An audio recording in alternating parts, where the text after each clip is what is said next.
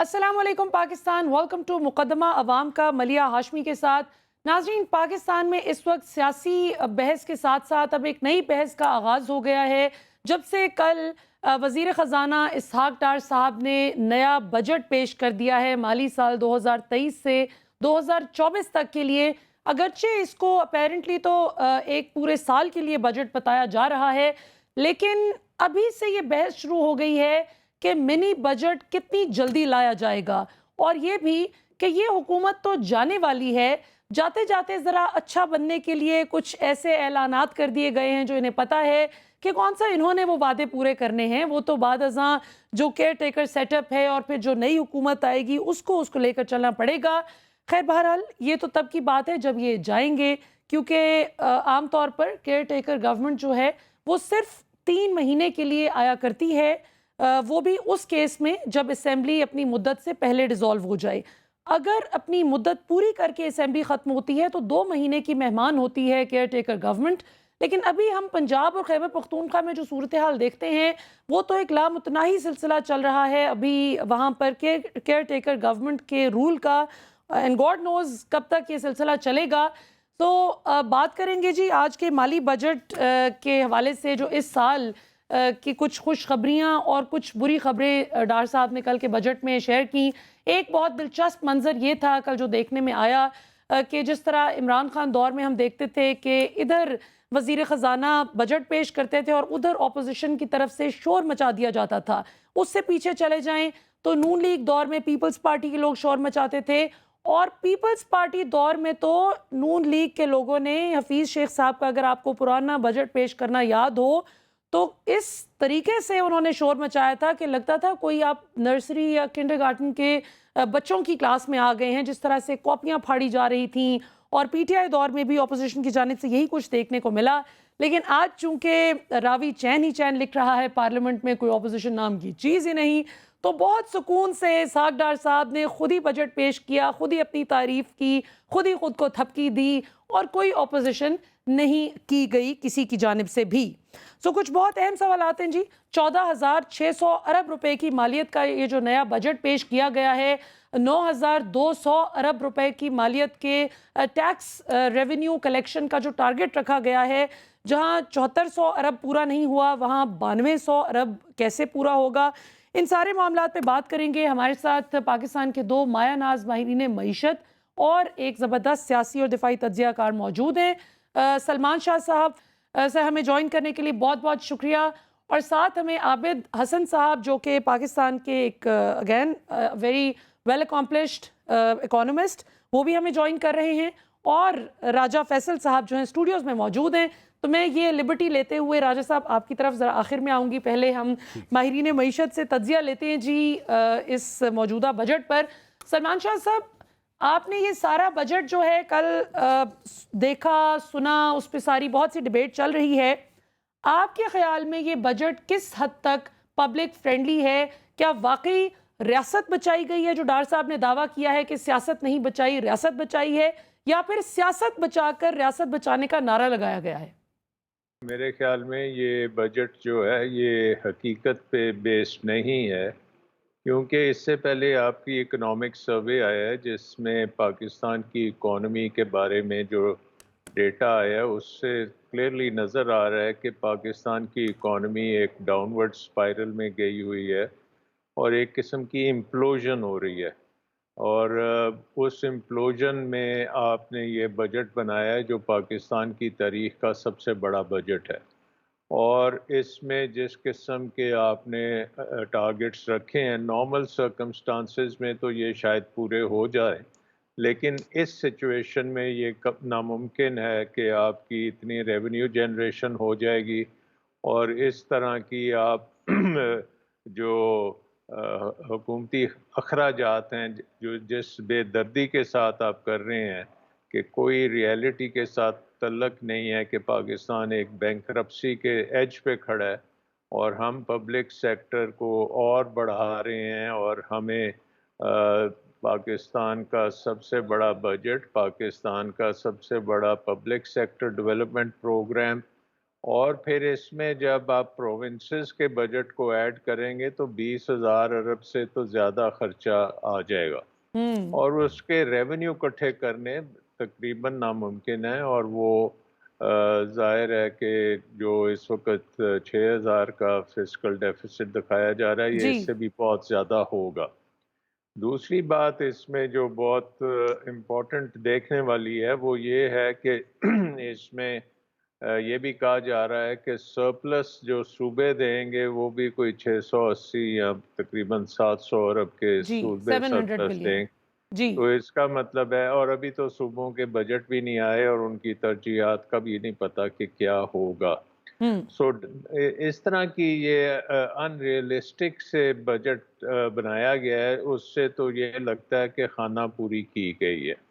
دوسری طرف جو آپ کے پرائم منسٹر ہیں انہوں نے کہا ہے کہ ان کی آئی ایم ایف سے بات ہوئی ہے اور یہ بجٹ اس آئی ایم ایف کی مرضی کے مطابق ہے، لیکن میرے خیال میں یہ ایک قسم کا مس نارمر ہے، کیونکہ جب بھی پاکستان کہتا ہے کہ ہم نے ساری شرائط پوری کر دی ہیں تو آئی ایم ایف سے جب آتا ہے کوئی ان کی انفارمیشن تو وہ کہتے ہیں کہ کوئی شرائط پوری نہیں کی۔ ہوں اب اس میں جس قسم کی کمٹمنٹس چاہیے فائنینسنگ گیپ کی وہ بھی نہیں ہے، حالانکہ بجٹ میں اب رکھ دیا ہے کہ 2.5 بلین کے قریب آئی ایم ایف سے پیسہ آئے گا، وہ تو ابھی ان کا جو بورڈ میٹنگ ہونی ہے اس مہینے اس میں ابھی تک تو پاکستان کا ذکر نہیں ہے، لیکن اس بجٹ کے بعد مجھے ہائیلی ڈاؤٹ فل لگتا ہے کہ وہ اس مہینے کوئی آپ کو آئی ایم ایف سے ڈسبرسمنٹ ہوگی، ہوں جو کہ یہ اب بجٹ میں ہم دکھانے کی کوشش کر رہے ہیں۔ ہوں سو آئی تھنک کہ یہ نئے حکومت کے لیے ایک نیا چیلنج ہوگا، بجٹ آگے چل کے بنے گا، دوبارہ سے بنے گا، آئی ایم ایف کے تقاضوں سے بنے گا، اور آئی ایم ایف پروگرام جو ہے ایک نیا پروگرام بنانا پڑے گا جو آئی تھنک کہ اور مشکل ہوگا، کیونکہ ڈیٹیریشن جو ہے اکانومی میں جو امپلوژن کی میں نے بات کی ہے وہ کنٹینیوس ہے، اس صحیح میں کوئی رکاوٹ نہیں ہے، بالکل وہ سیدھی ڈاؤن ورڈز جا رہی ہے، روپی جو ہے وہ پریشر میں ہے، ڈالرز جو ہیں وہ آ نہیں رہے، جو جو کام آپ نے کرنے تھے وہ خوش اسلوبی سے نہیں ہوئے، بالکل اور ٹھیک جو فارن ایکسچینج مارکیٹ بنانی تھی وہ ابھی بھی 2-3 مارکیٹس چل رہی ہیں جن میں بہت بڑے بڑے گیپس ہیں۔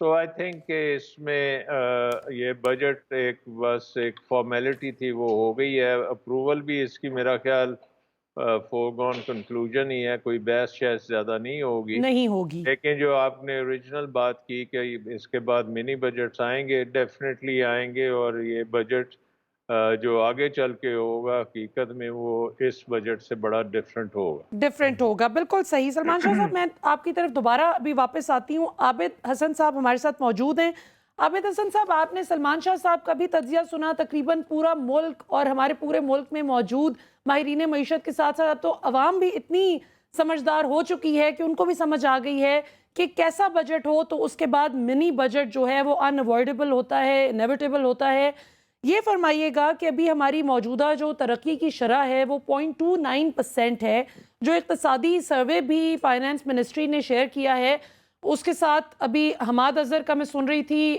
کل پرسوں وہ بات کر رہے تھے کہ اس کے ساتھ اسحاق ڈار صاحب کو ریزگنیشن بھی اپنا ایکسٹینڈ کر دینا چاہیے تھا یہ اتنا شرمناک اکنامک سروے ہے لیکن 3.5% 3.5% تک کی گروتھ کا اس سال ٹارگٹ رکھا ہے ڈار صاحب نے کچھ ماہرین معیشت کہتے ہیں کہ یہ -1 to 2% کے درمیان ہے کہیں یہ 0.29% بھی نہیں وہ چیلنج کرتے ہیں اس کو آپ کی اس حوالے سے کیا رائے ہے آپ کو کتنا ریئلسٹک یہ لگ رہا ہے ٹارگٹ اور دوسرا یہ کہ جو چلے سیلز ٹیکس پہ پھر میں ڈیٹیل میں ذرا بات کرتی ہوں جو 12% سے 15% بیچارے غریب دکانداروں پہ لگا دیا ہے ٹیکس پہلے ذرا اس پہ بات کر لیتے ہیں ترقی کی شرح کتنی آپ کو یہ ٹارگٹ ریئلسٹک لگ رہا ہے شکریہ ملیہ پہلے میں آپ کے کامنٹ پہ ذرا اپنی اوپینین دوں گا آپ نے کہا کہ پہلی دفعہ جو ہے کوئی شور شرابہ بجٹ پھاڑنا آئی ہوپ کہ نیکسٹ ٹائم اراؤنڈ اسی طرح ہو یہ جو ہم بچوں کی طرح مطلب अब ये तो ऐसे लगता है कुछ जंगल में पार्लियामेंट है, इतनी पार्लियामेंट की सुप्रीमेसी की लोग बात करते हैं, बट अपना बिहेवियर जो है उनका तो बिल्कुल जानवरों की तरह होता है between opposition and government and opposition. Anyway it was good thing कि इतना कमिंग बैक। देखिए डॉक्टर साहब ने बिल्कुल सही बात की है, एक इम्प्लोजन है और ये इम्प्लोजन आ रहा था पिछले 20-30 साल से, वो फाइनली ऐसे कॉन्फ्लुएंस ऑफ इवेंट्स हो गई है कि वो इम्प्लोजन अब आके हुआ है। इन्होंने जो बजट पेश किया, देखें इनके नज़दीक दो चीज़ें थी, अगर मैं भी फाइनेंस मिनिस्टर होता, एक तो कोई ऐसा बजट हो जो किसी तरह आईएमएफ की जो कंडीशन थी बजट के मतलब इन रिलेशन टू बजट वो मीट हो जाए, और दूसरा ये है कि किस तरह इन्फ्लेशन पे काबू हो। पहली तो देखें उन्होंने 3 कंडीशन थी, ना एक्सटर्नल फाइनेंस की मीट हुई है जो 2 बिलियन, फॉरेन एक्सचेंज मार्केट्स अभी भी जिस तरह डॉक्टर साहब कह रहे हैं मतलब मैनेज्ड हैं, और ये बजट देखें मतलब एम्बिशियस, बहुत एम्बिशियस टारगेट है। फुली एग्री विद डॉक्टर साहब के ऑर्डिनरी सर्कमस्टांसेस में इतनी ग्रोथ मुश्किल होती है, तो जहाँ आपकी इकोनॉमी इम्प्लोड हो रही हो। ऊपर से देखिए बात ये है, आज किसी ने कमेंट किया कि पाकिस्तान में कोई कंपनी नहीं है जिस कैप $1 बिलियन से ज्यादा हो, इंडिया में पता नहीं 20 है। यहाँ हम वही, हमारी तो एक होनी चाहिए ना तरजीह कि जी हमारी कंपनी प्रॉस्पर करें, हमारी कंपनियां ग्लोबल स्टेज पे जाके हों। हम तो हर वक्त कॉर्पोरेट सेक्टर के पीछे पड़े हुए हैं, और वो एग्जैक्टली अब फिर हुआ है। मैं ये नहीं कहता कि क्लियरली इस मुल्क में ज्यादा टैक्स जो है देना चाहिए अपर इनकम लोगों को, बट ये जो इस किस्म की गिमिक्स हैं ये और हर्ट कर रही है कॉर्पोरेट सेक्टर को। हालांकि हमें तो पूरा सपोर्ट करना चाहिए कॉर्पोरेट सेक्टर को। अच्छा, जहां तक रहा इन्फ्लेशन का, उन्होंने ठीक है गवर्नमेंट के एम्प्लॉयज को दे दी, पेंशनर्स को दे दी, अच्छी बात है, बट आप अफोर्ड नहीं कर सकते। देखें मुल्क में इस वक्त जो लोग एम्प्लॉयड हैं, एम्प्लॉयड कह लें या जो वर्क फोर्स में हैं, may B I don't know 40 million people 50 million people हैं वर्क फोर्स में, आपने 1 मिलियन को तो पैसे दे दिए, तो बाकी 49 मिलियन क्या करेंगे? टैक्स पे भी सोचेगा कि जी टैक्स आप मुझ पे लगा रहे हैं और दे रहे हैं इन्फ्लेशन गवर्नमेंट को, वो तो कहेंगे जिसने छोड़ना छोड़ के चला जाए, आप इनकी सैलरीज फ्रीज करें। समझ गए ना बात? मैं ये नहीं कहता कि जरूर जो मे बी ग्रेड 1 to 5 हैं उनको आप दें, आप जो ग्रेड मतलब ऑफिसर ग्रेड है आप स्क्वीज करें, और अक्रॉस द बोर्ड। अब जहां तक एक्सपेंडिचर का है, देखें 1 ट्रिलियन का, बिल्कुल सही कह रहे हैं सलमान, 1 ट्रिलियन का पीएसडीपी, अजीब व गरीब प्रोजेक्ट्स हैं।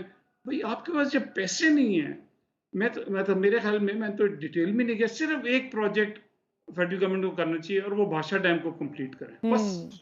कहें जी पैसा ही नहीं है, आपने सड़कों के लिए वाटर से ज्यादा सड़कों पे पैसे हैं। भाई वो सड़कें 2 साल ना भी बनी, ये मुल्क को कुछ नहीं होगा। तो इस तरह उस किस्म की जो है ना कॉस्ट कटिंग वो नहीं हुई। तो आबिद हसन साहब, अगर सड़कें बनी हुई सड़कें दोबारा ना बनी तो कैसे पता चलेगा कि वजीर आजम साहब नून लीग से ताल्लुक रखते हैं? उनका तो क्लेम टू फेम ही ये है कि हम सड़कें बहुत अच्छी बनाते हैं। मैं ज़रा ब्रेक के बाद वापस आती हूँ तो इस पर ज़रा तफसील से बात करते हैं, और राजा फैसल साहब से भी ब्रेक के बाद पूछते हैं नाजरीन कि सहाफ़ियों को भी खुशखबरी सुनाई है मरियम औरंगज़ेब साहिबा, हमारी वज़ीरे इत्तलात व नशरियात ने, कि जी सहाफ़ियों के लिए भी बड़ी खुशखबरी है इस बजट में। वो खुशखबरी क्या है? और हक़ आज़ादी राय दही से एक तरफ तो बुरी तरह से महरूम किया जा रहा है सहाफ़ियों की अक्सरियत को, इस वक्त सच बोलने पर शदीद किस्म की पाबंदी है। अगर आप हुकूमत पर आज तनकीद करते हैं, उनकी कारकर्दगी पर सवाल करते हैं, अगर आप ये सवाल पूछते हैं कि 1 साल पहले 6% पे जहां पाकिस्तान तरक्की कर रहा था, वहां आज इसहाक डार साहब खुद तस्लीम कर रहे हैं इक़्तिसादी सर्वे में कि वो 0.3% पे आ चुकी है। तो अगर ये भी सवाल किया जाए तो पाकिस्तान से मोहब्बत और हुब्बुल वतनी आजकल बड़ी ख़तरे में पड़ जाती है जी। फ़ौरन सर्टिफिकेट इशू हो जाता है कि आप तो मुल्क से बिल्कुल मुखलिस नहीं, क्योंकि आप हुकूमत को सवाल कर रहे हैं। तो ज़रा ब्रेक के बाद इस पर भी बात करते हैं कि डेफिनेशंस कब चेंज हो गई। हमारा 1973 का आइन तो बड़ा क्लियर है इस मामले पे कि कौन किसको कहाँ क्या पूछ सकता है। तो ये नए सर्टिफिकेट्स इशू करने की फैक्ट्री कहाँ बन गई 1 साल में? बात करते हैं after the break. Welcome back नाजरीन, बहुत ही इंटरेस्टिंग डिस्कशन चल रही है। जो बजट आया है इस साल का اس میں کچھ لوگ کچھ باتوں پر بہت خوش ہیں کیونکہ جن جن کو ریلیف ملا ہے، جن لوگوں کو ٹیکس کی چھوٹ مل رہی ہے، جو ان رجسٹرڈ بزنسز ہیں وہ تو اس وقت لڈیاں ڈال رہے ہیں کیونکہ وہی کیا اسحاق ڈار صاحب نے جس کے لیے وہ ہمیشہ سے جانے مانے جاتے ہیں، جس پر ان کی اپنی جماعت کے کچھ لوگ بھی ان کو تنقید کا نشانہ بناتے ہیں کہ ڈار صاحب کس قسم دا ظلم ہے کہ جڑے بزنسز رجسٹرڈ نے انہاں تے ہی سارا پریشر پائی جاؤ اور جو ان رجسٹرڈ ہیں they get away with tax evasion. ہمارے ساتھ راجہ فیصل صاحب اسٹوڈیوز میں موجود ہیں، ڈاکٹر سلمان شاہ صاحب اسکائپ کے ذریعے موجود ہیں اور اسکائپ پر ہی ہمیں جوائن کر رہے ہیں عابد حسن صاحب، دو ممتاز ماہرین معیشت اور ساتھ ساتھ ہمارے صحافی ساتھی اور پولیٹیکل اینالسٹ جناب راجہ فیصل صاحب۔ راجہ صاحب آپ کو میں نے ظاہر ہے ایک تو ہم پولیٹیکل تجزیہ بھی اس پہ کریں گے، ذرا پہلا سوال آپ سے کرنا چاہوں گی کہ میرے آپ کے لیے بھی بڑی خوشخبری مریم اورنگزیب صاحبہ نے شیئر کی ہے کہ بڑی زبردست سہولیات ملنے جا رہی ہیں، اس پہ ذرا روشنی ڈالیں اور پھر ہم اس پہ تجزیہ کرتے ہیں۔ ملیحہ، پہلی بات تو یہ ہے کہ آپ خوش فہمی میں نہ رہیں، وہ مریم صاحبہ نے جو خوشخبری دی ہے وہ ان لوگوں کے لیے جو کہ انجمن ستائش باہمی ہیں، میرے خیال میں ان کا اس لسٹ میں آپ کا نام نہیں ہوگا کیونکہ you have to prove that you are journalist and I have to prove as well that I am a journalist, اور وہ تبھی ہو سکتا ہے جب انہی کی لسٹ میں اگر کوئی جرنلسٹ ہو تو وہ جرنلسٹ ہے، پہلی بات۔ اور دوسری بات یہ کہ میں اس ساری جو اسکیم یہ کہ لے کے آنا چاہ رہے ہیں میں اس کو غلط سمجھتا ہوں۔ اس کی وجہ یہ ہے کہ بینگ اے صحافی میرا ضمیر یہ گوارا نہیں کرتا کہ میں ملک کے غریب اور اس طبقے سے جو کہ سفید پوش طبقہ ہے وہ ٹیکس اکٹھا کر کر کے دیتا رہے اس قوم کو اور اس میں سے صرف مجھے سہولت ملے ہیلتھ انشورنس کی، whereas if we look at rest of the country وہ غریب وہ لیس پریولیجڈ اور وہ سفید پوش جس کے پاس کے جو کہ ٹیکس دے دے کے مر جاتا ہے اس کو کوئی حیثیت نہیں، اس کو کوئی ہیلتھ انشورنس نہیں۔ اور یہاں میں اپنا ایک واقعہ بیان کرنا چاہتا ہوں۔ 2021 میں پچھلی گورنمنٹ کے دوران پی ٹی آئی کی گورنمنٹ تھی، let's talk about it and let's heal it, ان کا بہت اچھا انیشیٹو تھا۔ مجھے ایک ضرورت پڑی، بالکل ہیلتھ کارڈ کی، مجھے ایک ضرورت پڑی، میں میرے فیملی میں سے ایک ممبر میرا بیٹا he was in the hospital اور 7 دن کے لیے رہے اور لاکھ روپے سے اوپر بل بن رہا تھا۔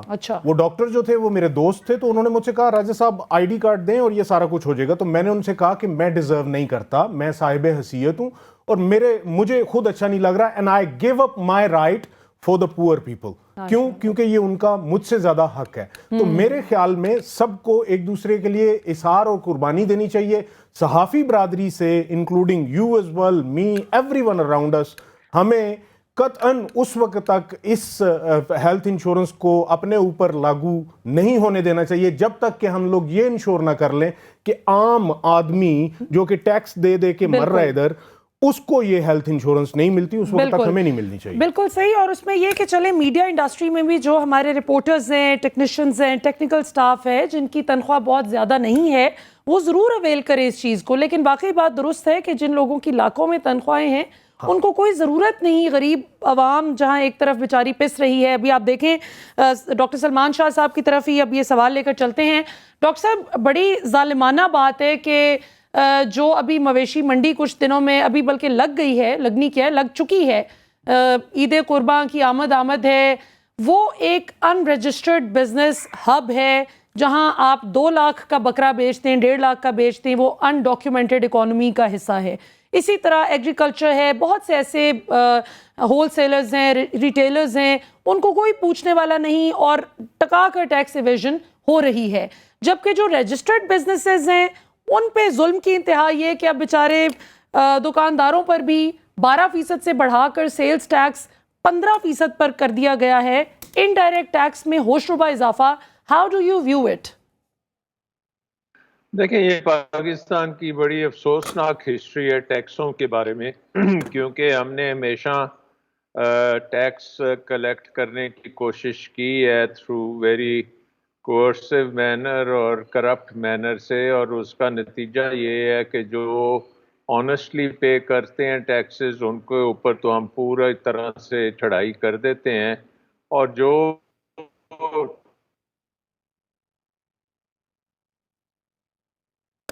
جی ڈاکٹر صاحب کا کنیکشن تھوڑا سا چلے عابد حسن صاحب آپ کی طرف آتی ہوں. مین وائل ہم ڈاکٹر صاحب کا کنیکشن جو کنیکٹ کرتے ہیں, آپ ہی کی طرف یہ سوال لے کر چلتی ہوں. آپ ڈاکٹر صاحب کی ہی بات کو آگے اگر بڑھانا چاہیں, ان کا یہ کہنا تھا کہ جو آلریڈی ٹیکس پے کرتے ہیں, ڈاکٹر صاحب سے ہو گیا جی رابطہ بحال؟ چلیں عابد حسن صاحب آپ جاری کیجئے اس گفتگو کو, آپ کنٹینیو کر لیجئے. بالکل صحیح کہہ رہے ہیں. ایشو یہ ہے کہ جو چیز ہم 30-40 سال میں نہیں کر سکے وہ آبویسلی 6 مہینے 1 سال 5 سال میں بھی ہو جائے تو بڑی بات ہے. ابھی تو اس وقت دیکھیں نا, آپ فائنانس میں اس وقت آپ کی صرف اور صرف 2 چیزیں آپ کے مائنڈ میں ہونی چاہیے کہ بھئی اگلے 6 مہینے میں کس طرح میں ڈیفالٹ اوائڈ کروں, کیونکہ اور اس میں آئی ایم ایف کا رول کرٹیکل ہے. اگر آپ کے ساتھ نہیں ہوگی تو بڑی ہائی سرٹنٹی ہے کہ ڈیفالٹ ہو جائے گا, جو بڑا ملک کے لیے بہت لانگ ٹرم کانسیکوینسز ہیں. یہ نہیں ہے کہ اور لوگوں نے اور ملک نہیں ہوئے, بٹ آپ سری لنکا دیکھیں, گانا دیکھیں, لیبنان, بینکنگ سسٹم تباہ ہو گیا ڈیفالٹ کی وجہ سے. سو اینی وے اس میں جو امپورٹنٹ چیز یہ ہے کہ آپ اپنے خرچے کم کریں اور قوم کو یہ کنونس کریں کہ جی وائی از اٹ امپورٹنٹ کہ خرچے کم ہونے چاہیے. اور دوسرا یہ جو آپ نے ٹیکس کی بات کی ہے, دیکھیں یہ بکروں شکروں پہ ٹیکس ضرور ہونا چاہیے, مگر جو بگ ایلیفینٹ ان دی روم ہے جس نے اس ملک کو تباہ کر دیا, really real estate incentive system ملک کا خراب ہے, اس دی ریئل اسٹیٹ سیکٹر. یہ سارا ملک پلاٹوں کے چکر میں پڑا ہوا ہے, from top to bottom for the last 30 years. Nobody is thinking, and that is tax نہیں ہے اس پہ. آپ انڈسٹری لگانے جائیں 1000 آپ کے لیے پرابلمز ہوگی. ریئل اسٹیٹ میں جہاں مرضی پلاٹ لینا لیں, نہ ٹیکس دیں نہ کچھ کریں, ایک دن پلاٹ لیں دوسرے دن بیچیں, کروڑوں روپے کمائیں, اور اس ملک میں پڑ گئے. مطلب you think about it, I don't want to take names, but just imagine کہ from every across the board جو ہے جو ریپبلک کے پے رول پہ ہے, مطلب in the 3 or 4 arms of government, وہ سارے پلاٹوں کے چکر میں ہیں. اور جو انفارچونیٹلی ہمارے ملک میں جو پالیسی کیبنٹ میں بھی آتے ہیں, largely very few of them انہوں نے کوئی ریئل بزنس کی ہے, وہ بھی سارے کو لینڈ ڈیولپمنٹ کو ادھر کو ادھر. دیٹس وائی ان کو یہ آئیڈیا نہیں ہے کہ جی how do you have a modern government, آپ کس طرح ایک ماڈرن ایفیشینٹ فیئر اور ٹرانسپیرنٹ ٹیکس سسٹم لائیں. وہ بس اس چکر میں مطلب گمکری میں پڑے ہوئے ہیں. انفارچونیٹلی ہمارا ٹائمنگ بہت برا ہو گیا ہے اس وقت. اور دیکھیں آپ نے جو بات کی تھی, مجھ سے سوال پوچھا تھا, نیکسٹ 12 months نیکسٹ 24 months اس ملک کے لیے بہت ڈیفیکلٹ ہوں گے. اور ایک responsible government, responsible prime minister کے لیے اٹس کریٹیکل کہ لوگوں کو کہیں کہ جی انفارچونیٹلی جو 40-50 سال کا گند ہے, it will take 2-3 years 5 years, اور بہت پین ہوگی. بٹ میں as government as prime minister یہ انشور کروں گا کہ جو پین ہے وہ ڈسپروپورشنیٹلی امیر طبقے پہ آئے, not on the less income. Less affluent. That is the art of economic development in a crisis country. بالکل ٹھیک. سلمان شاہ صاحب کی طرف واپس چلتے ہیں. ڈاکٹر صاحب آپ نے عابد صاحب کی بھی گفتگو سنی, آپ بھی وہ بات کر رہے تھے, آپ اسی کو بے شک کنٹینیو کر سکتے ہیں. اور ساتھ میں میں ایک اور بھی کویشچن کلب کر دیتی ہوں جو عابد صاحب ہی کی گفتگو سے میں ایکسٹریکٹ کیا ہے میں نے, کہ یہ ریئل اسٹیٹ کا انہوں نے مینشن کیا, اس بجٹ میں ریئل اسٹیٹ کو بھی فیسیلیٹیٹ کیا گیا ہے, جس پر بہت سے جو خاص طور پر سر ٹیکسٹائل سیکٹر ہے ہمارا, جو پچھلی گورنمنٹ میں فلرش کر رہا تھا پی ٹی آئی گورنمنٹ میں, لیکن آج بہت بری طرح سے مار پڑ رہی ہے. Load shedding across the country دوبارہ سے شروع ہو گئی ہے. تو آپ اس ساری صورتحال کو کیسے دیکھتے ہیں؟ ٹیکس سسٹم کو کس طرح سے ہم ریفارم کر سکتے ہیں؟ دیکھیں یہ تو جیسے عابد کہہ رہا تھا نا, یہ اگلے 6 مہینے 1 سال میں تو یہ کام نہیں ہونا. جو مین کام ہے نا اس وقت اخراجات کم کرنا ہے. حکومت کو چھوٹا ہم کر سکتے ہیں. ہم پبلک سیکٹر ڈیولپمنٹ پروگرام 1000 ارب جو ہے وہ صوبے کریں گے, 1500 ارب صوبے کریں گے, 1000 ارب فیڈرل گورنمنٹ کرے گی, 2500 ارب کا پبلک سیکٹر ڈیولپمنٹ.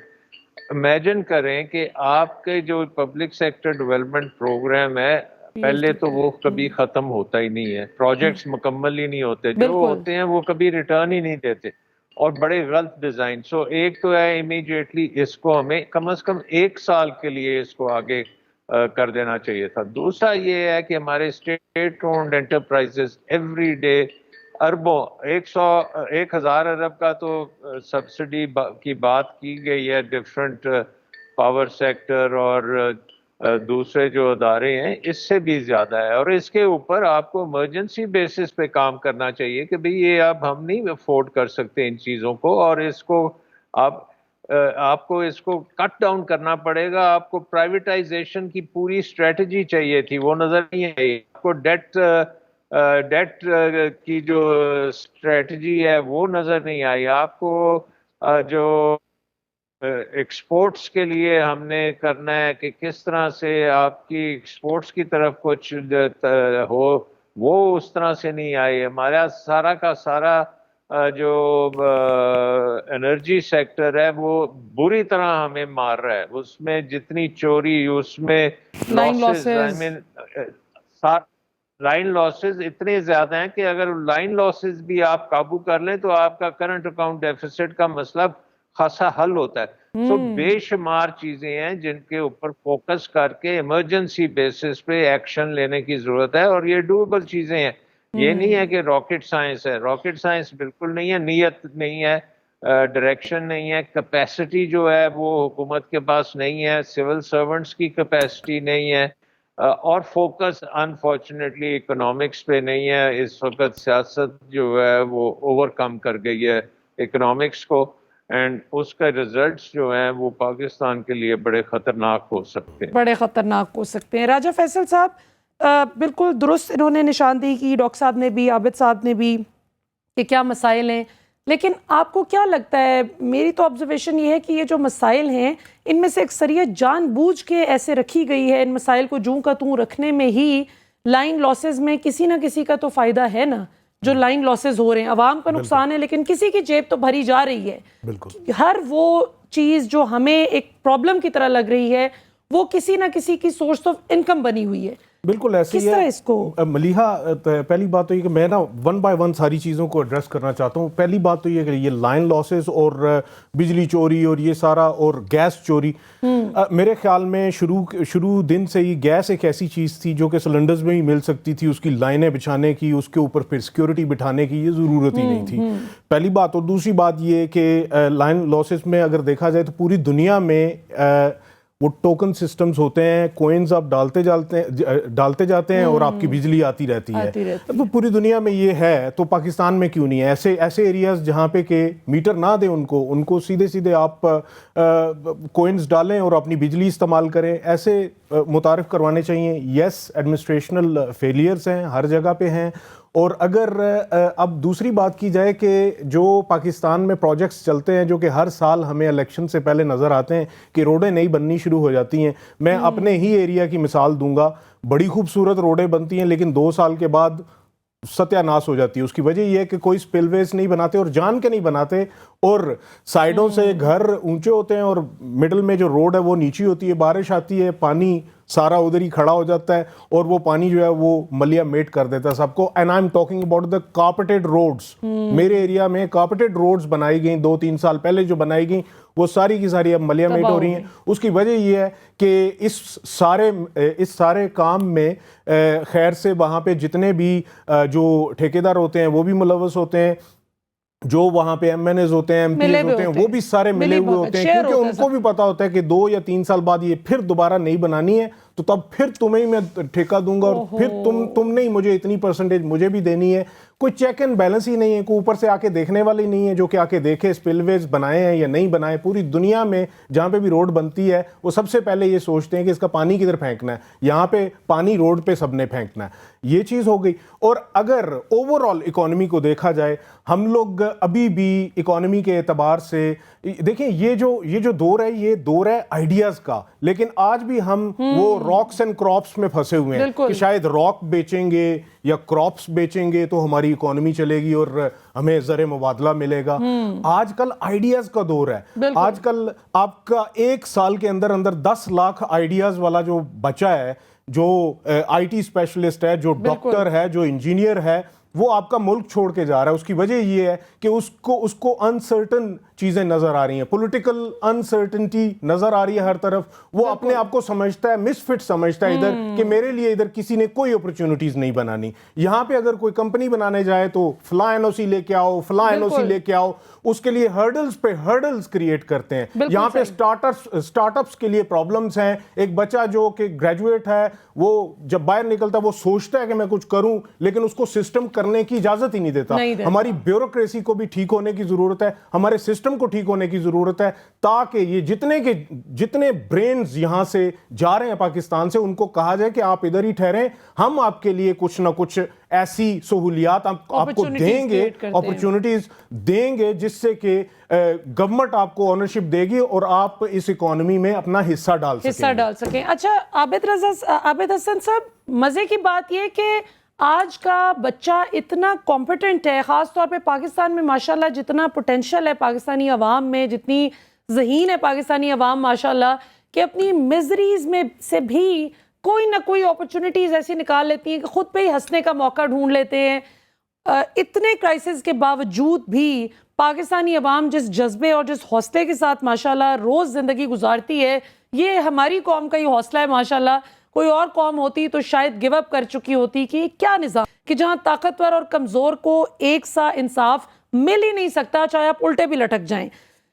شاید آج پاکستان کا نوجوان یہ کہتا ہے کہ آپ اپرچونٹیز نہ کریٹ کر کے دیں, صرف جو ہم کرنا چاہتے ہیں خدا را وہ کام کرنے میں ہرڈلز نہ ڈالیں. تو یہ آخری سوال میرا آپ سے اس سیگمنٹ میں بس یہ ہوگا, اور پھر ہم اجازت چاہیں گے کہ اس پورے نظام کو آپ کو کیا لگتا ہے, ایک اوور ہال کی تو ضرورت ہے ہی, لیکن اب اگلی حکومت بھی جو آتی ہے اس کو کیا ریڈیکل سٹیپس لینے پڑیں گے 3-4 کہ جن سے کوئی ہم سٹیبلٹی کی طرف جائیں. اور یہ بالکل بات راجہ صاحب نے ٹھیک کہی کہ 2-3 سال کو مد نظر رکھ کر سارے سٹیپس لیے جاتے ہیں, اس کا چیک اینڈ بیلنس کیسے ہوگا؟ دیکھیں ملیہ سوری, ایک تو پوری دنیا میں 90% ملکوں میں لیڈرشپ پوزیشن پہ لوگ 40 ایئرز اینڈ بلو ہیں, کہیں بھی دیکھ لیں. ہمارے یہاں 70 سال 80 سال.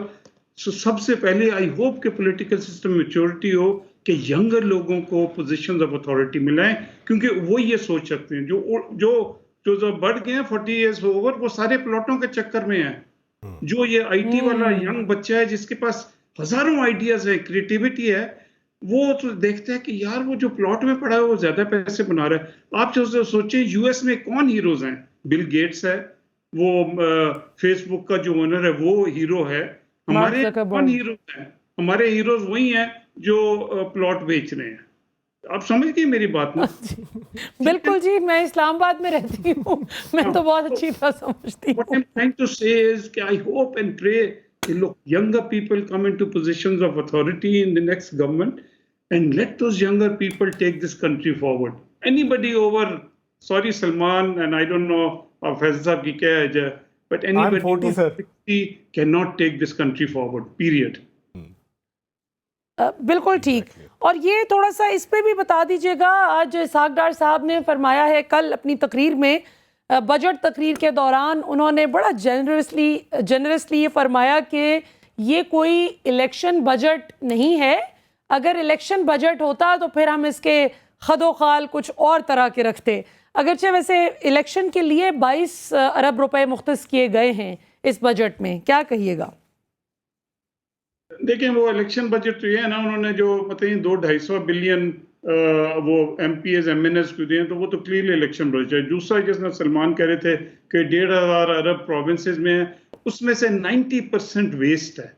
پروونسز میں تو کوئی اوور سائٹ ہوتی نہیں ہے, اور خاص طور پہ provinces like unfortunately may be Sindh, may be Balochistan, کوئی اوور سائٹ نہیں ہے. Most of that money gets wasted. No wonder دیکھیں نا آپ سندھ میں جائیں, ان کی کوالٹی آف انفراسٹرکچر یا سڑکیں یا ہیلتھ یا ایجوکیشن مطلب از ویری پور. اور ایک میں بات کہنا چاہوں گا, دیکھیں اینڈ آئی ہوپ کہ میڈیا یہ ساری پارلیمنٹ جب یہ ڈبیٹ ہو رہی ہے, پارلیمنٹ کی سپریمیسی, یہ وہ پی ایس سی کا چیئرمین میں اس کو بلاؤں گا, کبھی انہوں نے سوچا کہ جو کانسٹیٹیوشن میں لا ہے کہ مطلب every child has a right to education. آج تک کبھی کسی پارلیمنٹیرین نے کسی کو بلایا ہے کہ بھئی یہ وائلیٹ ہو رہا ہے؟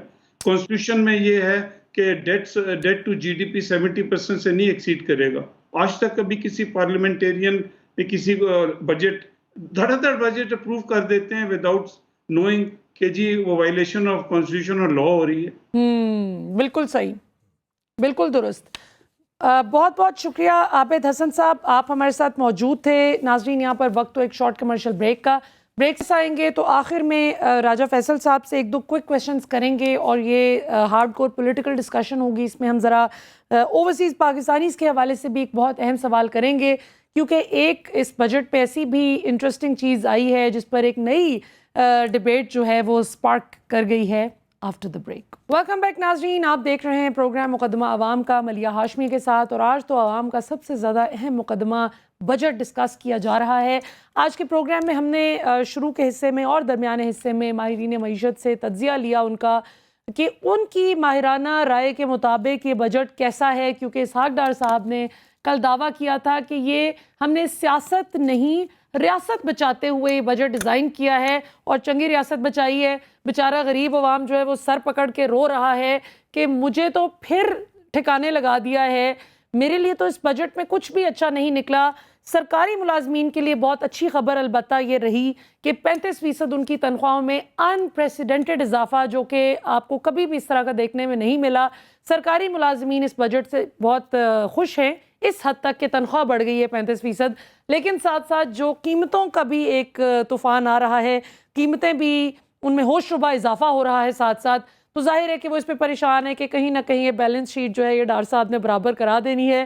ایسٹس جو ہیں وہ لائبلٹیز کے برابر، وہ جو جن لوگوں نے اکاؤنٹس پڑھا ہوا ہے زندگی میں، فائنینس پڑھا ہوا ہے، ان کو سمجھ ہوگی کہ میں کیا بات کر رہی ہوں.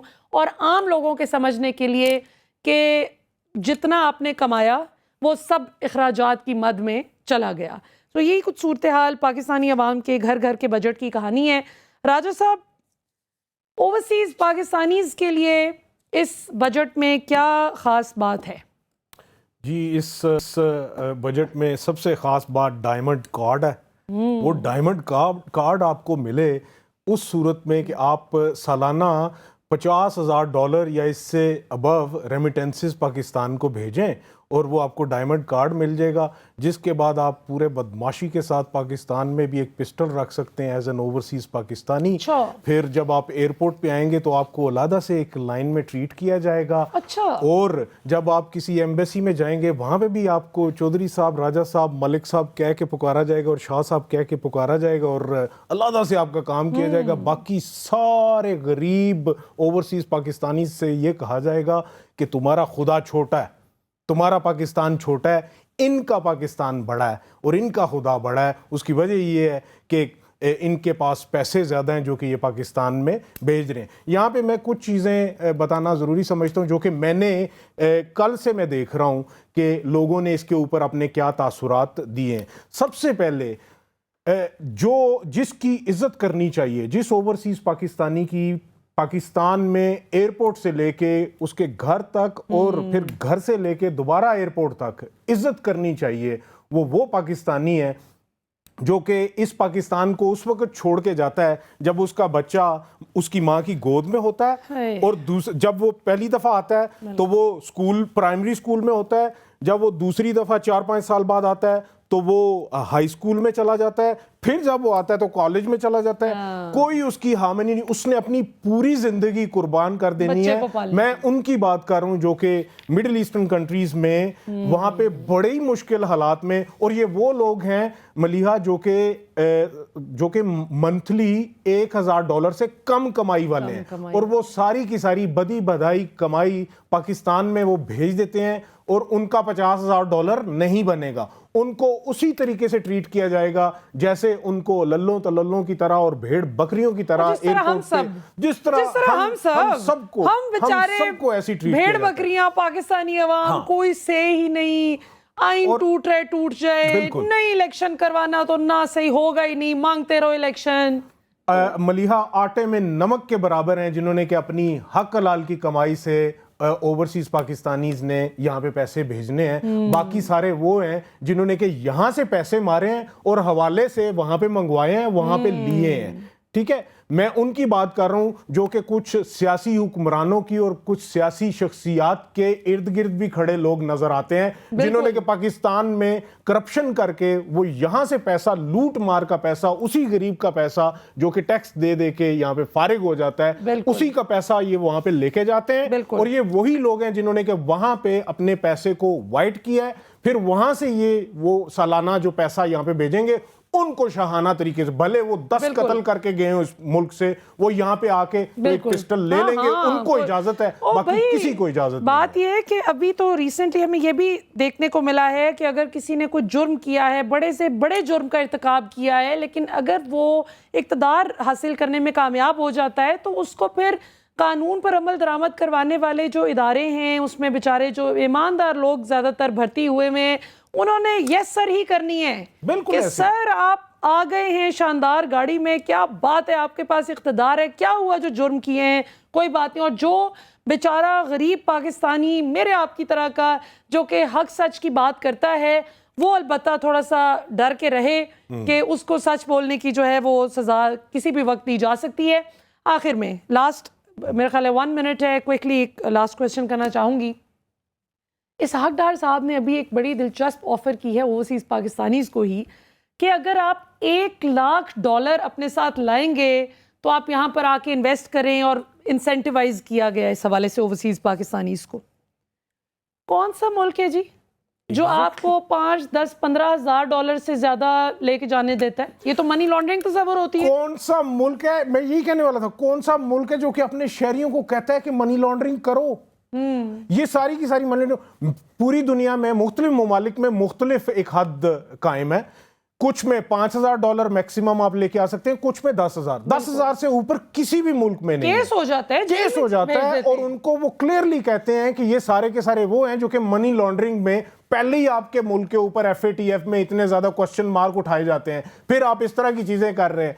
और आप वो मुल्क हैं जो कि आप अपने ओवरसीज पाकिस्तानीज को कोई हकूक नहीं देना चाहते, ना उनको वोट का हक देना चाहते हैं, ना आप उनको कोई और हक देना चाहते हैं इस पाकिस्तान में। उल्टा आप उनको किसी पॉलिटिकल पार्टी के साथ खड़े होने पे उनके ऊपर मुकदमे बनाते हैं और उनको वहां पे फोने मार मार के कहते हैं जब पाकिस्तान आओगे तो तुम्हें पूछ लेंगे। हमें ये सोचने की जरूरत है कि तुर्की जैसा मुल्क क्यों कामयाब है। आपको पता है अभी इलेक्शन हुए हैं और उनके जो सेकंड फेज था उसमें वो ओवरसीज टर्किश जो सिटीजन्स हैं उनके इलेक्शन उनके वोट के साथ अभी वो बने। इससे क्या फायदा होता है? इससे तुर्की एज अ मुल्क, तुर्की एज अ जमहूरिया पूरी दुनिया में रिकॉग्नाइज होता है, क्योंकि उनको नजर आता है उनके कैपिटल्स में उनके यहाँ तुर्की के झंडे लहरा रहे होते हैं और डिफरेंट पॉलिटिकल पार्टीज के एक समा बांधा जाता है पूरी दुनिया के बड़े कैपिटल्स में। उससे आपकी जमहूरियत स्ट्रांग होती है, उससे आप एज अ स्टेट पूरी दुनिया में जाने जाते हैं। और हमारे यहाँ बिल्कुल ये कुछ करने की ये कभी इजाजत नहीं देंगे, क्योंकि इनको पता है कि शायद इनके हाथ फिर वो चीज नहीं आएगी, क्योंकि जो मुल्क से बाहर बसते हैं ओवरसीज पाकिस्तानीज की भी तो गलती है ना नाज़रीन। देखें, अगर वो बिरयानी की प्लेट पे और अगर कोई कीमा वाले नान पे चाहे किसी भी सियासी जमात को वोट दें, लेकिन अगर वो इस पे जरा मान जाएं और वोट दे दें और फिर नारे भी लगाएं उन सियासी जमातों के, और फिर उनके सरबराहान अगर करप्शन करें तो वो कहें कि ओ जी बिस्मिल्लाह क्या बात है, और उनकी गाड़ियों के आगे जो है झंडे सर पे बांध के अगर वो भी कुछ करें, तो क्यों नहीं वोटिंग राइट मिलेगा? इस PDM गवर्नमेंट ने आते साथ जो पहले इनिशियल काम किए उसमें अव्वलीन इनकी तरजीहात में अपने करप्शन केसेस खुद को मुआफ करने के साथ साथ ओवरसीज पाकिस्तानी से उनका वोटिंग राइट छीनना था। क्यों? क्योंकि ओवरसीज पाकिस्तानीज को दुनिया भर के मुख्तलिफ ममालिक में काम करके, मजदूरियां करके, मेहनत मुशक्कत करके ये समझ आ गई है कि हमारे मुल्क में उन ममालिक से कहीं ज़्यादा बेहतर वसाइल, कहीं ज़्यादा बेहतर नेचुरल रिसोर्सेज, कहीं ज़्यादा बेहतर अल्लाह ताला का जो करम है कि हर तरह का मौसम हम माशाल्लाह एंजॉय करते हैं। क्या है जो पाकिस्तान में नहीं? क्या समुंदर नहीं है? क्या खूबसूरत पहाड़ नहीं है माशाल्लाह? क्या सीनिक व्यूज़ नहीं है? क्या नेचुरल रिसोर्सेज की कमी है? क्या कमी है? कोई जहानत की कमी है? मैं चैलेंज करके कहती हूँ कि पाकिस्तान से ज़्यादा कोई ज़हीन कौम ही नहीं है पूरी दुनिया में माशाल्लाह।